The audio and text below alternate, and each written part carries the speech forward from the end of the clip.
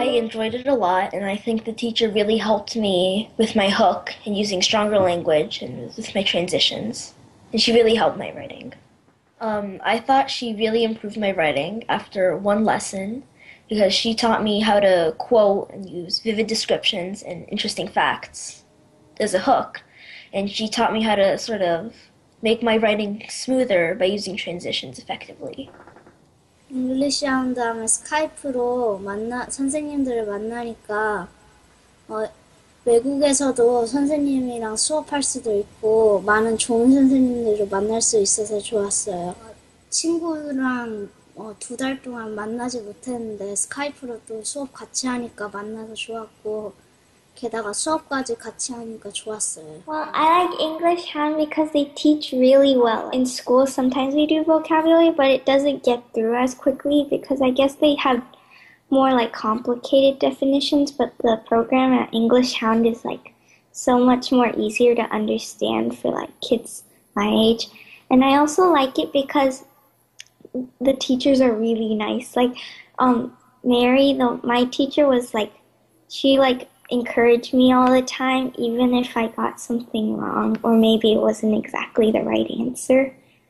And also the Skype part is kind of nice because sometimes my mom gets busy and she can't drive us around some places because our schedule is kind of packed. So like when I can do it where there's online access, it's kind of nice. And my mom says it's more comfortable too. So that's really cool too. I like English Hound because I like learning about new things in the stories and I love to read. Well, Jeanette was really funny and she made the lesson really enjoyable. But she also taught grammar like antecedents and how to put facts in my persuasive essay to back it up. She also told me to make a really good topic sentence to put my argument out there really well so that my audience will keep listening to my argument. And she also taught me to really think critically about my arguments to see if they were actually valid. Teacher Jeanette pointed out that when I use my pronouns, sometimes I'd say children, and then I'd say they, and then switch to he or she. And she really helped me pick a specific pronoun that I should use throughout my persuasive essay. Yeah, English Hound was really good, and I think it'll improve my writing. 학교와 학원에서는 단어로 그냥 외우라고 하는데요. 잉글리시 하운드는 원어민 선생님과 같이 책을 읽고 모르는 단어를 영어로 설명 듣고 반복해서 사용하다 보니 자연스럽게 익혀지는 게 장점인 것 같아요. I liked learning with English Hound because I love to read and I like learning about things that I don't know and things that I didn't quite understand. And I like learning about what they really mean. And I also like talking about stuff that I already learned and I already knew that the story told me. I liked the teacher because she was nice and we had a lot of the conversation was really interesting. And my favorite part was when she was asking me questions of how the story was and how I liked it and questions that I could understand from the story. The story is about amphibians and it was really interesting because amphibian, the word, means double life because they live in the water when they're young and on land when they're old. To enjoy something means to like it. So we're going to get rid of all of our letters. Watch, I'm going to click on this little X and watch them all go away. Whoop, there they go. Okay, so the first sound of enjoy. Go ahead, Chloe, tell me, what's your first sound? G. Well, let's go through the sound slowly. Okay, listen. E, very good. And he says ah. So when I build words, I like to really talk about their sounds. So I want you to get used to their sounds too. So I'm going to call it an ah. I know it's the letter E, but we're going to use its sounds. It helps you build your words that way. So ah, we're going to need an ah. And an ah is very good. Our next sound, and what's next, Chloe? You can tell me. N. Very good. And someone in the laboratory will analyze the blood sample to see if the patient has an illness. Good. Before we can suggest solutions, We must carefully analyze the city's money problems. Okay, so here are your choices for the meaning of analyze: to plan, to study, or to create. To study. Excellent job. Study the blood samples and study the money problems.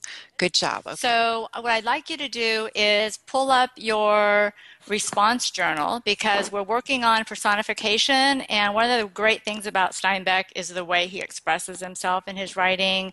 He uses so many great of the literary ideas, and one of them we're working on is personification. Do you remember what that was?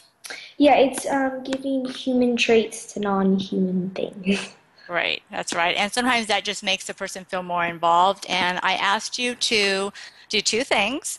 Find three examples of personification and write what you read and actually give me the quote from the book, and then what you think about that, why, and then we can go over that. So can you see that? Yes. Okay, great. Okay, so can you read me the first one you found about what you read that shows personification?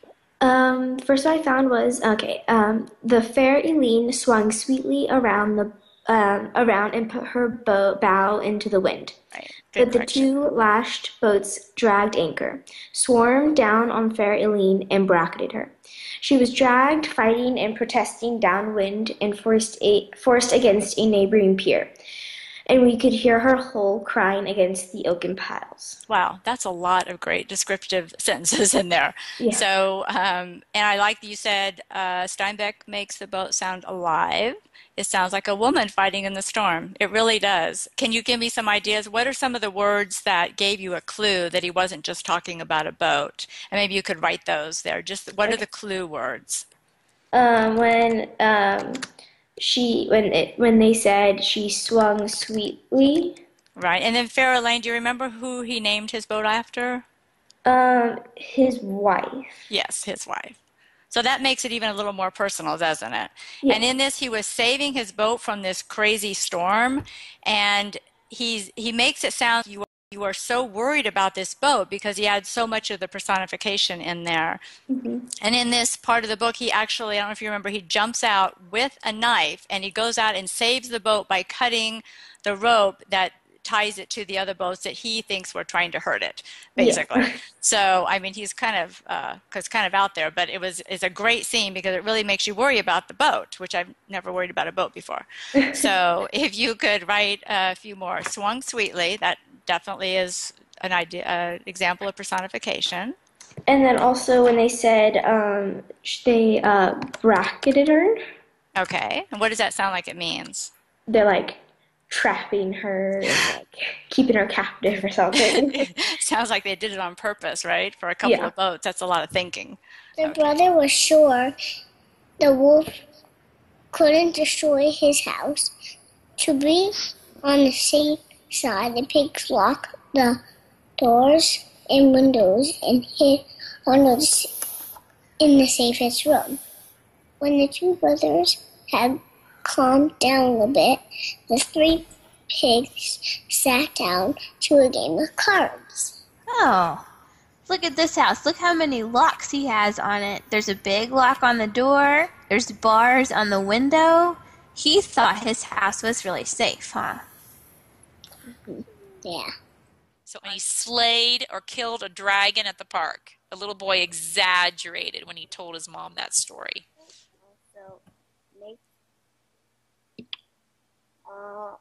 Lie? Lie. That's it. That's it. A lie. You could also say stretch the truth, not quite tell the whole truth, but that's basically what it is a lie. Very nice. Okay, so in here you chose couscous. I can see that. I'm just going to underline the ones the new vocabulary that you used, just so we have that. If I can find where we underline right here. And today, Emily, do you want her to be doing it right now, or she already went to the market? Okay, today Emily will go to the market. Already. Oh, she already went. So then what you would want to say, today Emily went. There you go. To, and market is a noun. So what do you need to put in front of the noun market? Good. to the, you always remember when I ask you that question. I'm hoping that you remember without me having to ask the question. She bought couscous first. Yep. Next, she saw her mirror and next she saw herself in the mirror. Almost. She almost got all the words. Herself in the mirror. Of course, there's that noun marker again. And you know what? Herself is it's one word. So you could take that space out. We call that a compound word. Next, she saw herself in the mirror and said, "I am so gorgeous." She saw weird. So gorgeous was another word. Let me just underline gorgeous because I was wanting to pay attention of the words you were using. She saw the weird thing in her home. Okay, so wait a minute. So she went to the market, she bought couscous, so I'm assuming she came first. Then next she saw herself in the mirror. Was that at the store still? Yeah. Okay. And said, "I am so gorgeous." She saw the weird thing in her home. When you talk about her home, you got to get her home. So you would want to say a sentence that connects the sentences from the store to the fact that she's going home. Could you say something like, she decided to go home, or she took her things and went home, or Emily went home? Just tell your reader that you went home.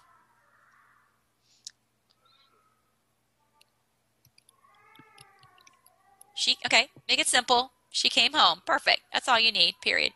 She was agitated. Almost on your agitated, right here you have agitated. There's another T sound. Agitated. So you need another T there. There you go. Perfect. Okay, so we just kind of want to make sure we add some detail. So in the first paragraph that we have more of that information. But let's get started with the hook.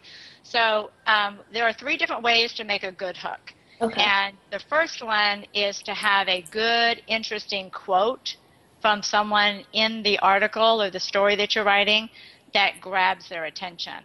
Okay. All right. So if you go through your article, and do you have the article in front of you? Oh, yeah. Oh, great. Okay. When you go through that, and you don't have to read it all, of course, while we're doing this, but if you can just like kind of glance down at some of the things that people said in here, and if something jumps out at you that would get someone's attention, see if you can find something like that. Okay. Like a quote, one of the spokespeople or one of the people that lived in the community. I picked one, but I want to let you pick one. We'll see. I thought the one at the very end, "We are prisoners inside our own city." That is exactly the one I picked. Okay, I have that on my paper too. Okay. Because what did you think when you read that? The last part of it? The quote? Yeah, the quote. I thought it was really powerful. Like, they